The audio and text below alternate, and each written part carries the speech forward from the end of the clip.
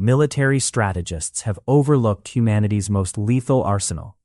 Today we rank pasta by combat effectiveness. The Department of Hypothetical Conflict has reviewed 17 common pasta shapes.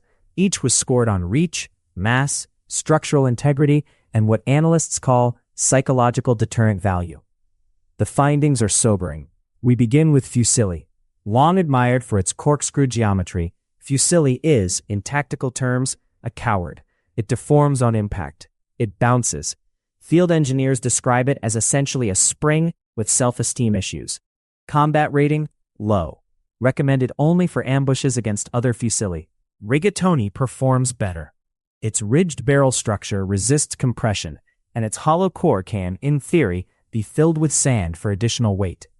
However, rigatoni is single-use.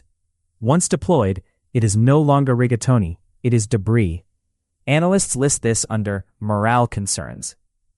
Ravioli is classified with regret as a sandwich. Sandwiches have never won a war. We move on.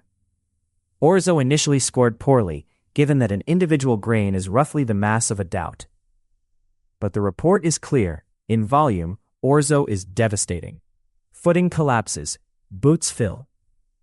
One contractor describes the experience as drowning but dry. This brings us to the heavy class. Penne, with its angled tip and rigid shaft, is, and we quote the report directly, a respectable spear. Mass-produced, pre-sharpened, issued in boxes. Penne is the only pasta a strategist would willingly carry into a building. Lasagna is the apex. A single sheet, raw, has the edge profile of a guillotine and the mass of a roof tile. It is, the analysts note, inadvisable but devastating.